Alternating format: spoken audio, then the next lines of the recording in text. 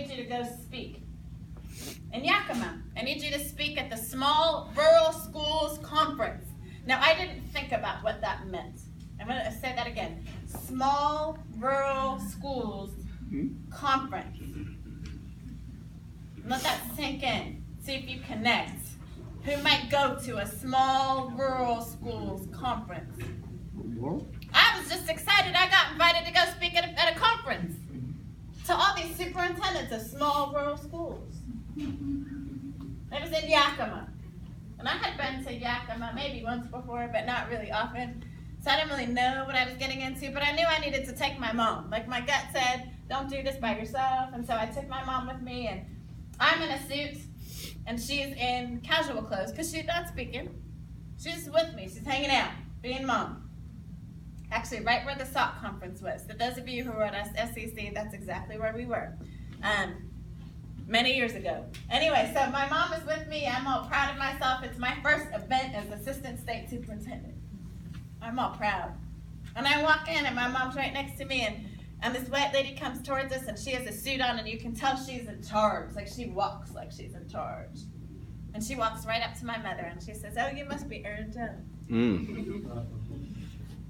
And my mother's one of the most passive-aggressive people I know.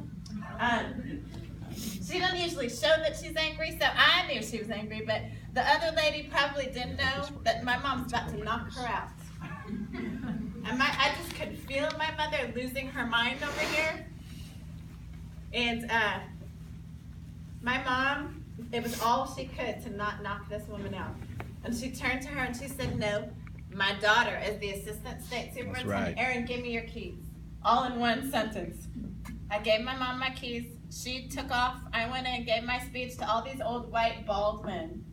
Literally, not a woman in the place, not a brown person in the place, all these old bald white men. And I get a standing ovation. I'm feeling pretty good about myself. I inspired them. Made them realize that black people are not all just basketball players. I don't know that I did anything for them, but they gave me a standing ovation, and I think because I'm articulate. I hear that a lot. You're articulate, as if, like I should be. I'm an educator. I should be articulate, but somehow I surprise people sometimes. And so they gave me a standing ovation. I was kind of hoping my mother could be present to see this, and I'm looking out over the crowd, and my mother is nowhere to be seen. So I'm searching all over the convention center. I can't find her. And I finally realized I gave her my keys. I wonder if she got, I don't know where she is. So I went out to my car, and my mom is sitting in the car, and she's crying. It is 2 hours later, and she's still crying. And she said, "Honey, it was just in that moment that I realized what you have to walk through every day." And she said, "Not only that," she said, "the thing that makes me hurt even more for you is that you go to cabinet meetings every week with people who don't ever have to see you. They don't ever have to see you. They could live their entire lives without ever having to see you or anyone who looks like you. They live in their nice little white neighborhood. They go to their little white store. And they come to Olympia, to our white offices. And you and people like you are invisible." And she said, I get it for the first time. I get it. And I don't know how to stop crying. My dad, last year I was sick, and my dad is one of the meekest, mildest mannered people on the planet. He's 6'3", so he's kind of tall, but he's very gentle-natured. Never yelled at me. I remember he said crap once. And I remember I almost had a heart attack, like, oh my gosh, my dad said crap. He's just very, he was a church-going guy, never missed a day of church, and just a very sweet man. And last year I was sick, and my mom, being one of my best friends, said, "Why don't you come hang out with us for the day? And I'll just take care of you." There's nothing better than being 43 and having mom take care of you. There's just nothing better. And so she made me soup all day and let me sleep on the couch. And then in the afternoon she said, "We just recorded this movie. Have you seen Dark Girls?" How many of you have seen Dark Girls? The Oprah show. Okay. So if you have not seen it, you need to watch it.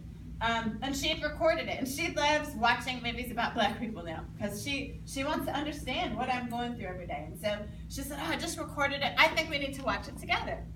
And so we start watching this film. Now, my dad typically hates girl stuff. He doesn't like girly. Like, he grew up in the northern part of Minnesota, like guy stuff, like meat and potatoes, and we just don't do girly stuff. And typically he would leave the room, but he decided to stay. So we watched this whole movie, and there's nothing surprising about it. It's a beautiful movie. It's really challenging, but at the same time, it's what I have lived. I turn to ask my dad what he thinks of the movie, and he is just sobbing. I've only seen my dad cry 3 times in my life. The day that I got married, the day I got injured, and then. And my dad is sobbing, and I said, "Daddy, are you okay?" And he said, "Did we make a mistake adopting you? How have you not killed yourself?" And he got up and left the room and went to he couldn't even talk about it anymore. He got up and went to his bedroom, and he closed the door. And I share those stories with you because these are the stories of our young people. Black girls, dark girls is what our young people are struggling with every day. You know, as my parents watch the news and they see the Trayvon Martins and just there's one after another after another. My parents are wrestling, but my parents' part of their wrestle is that they have a child who looks like that.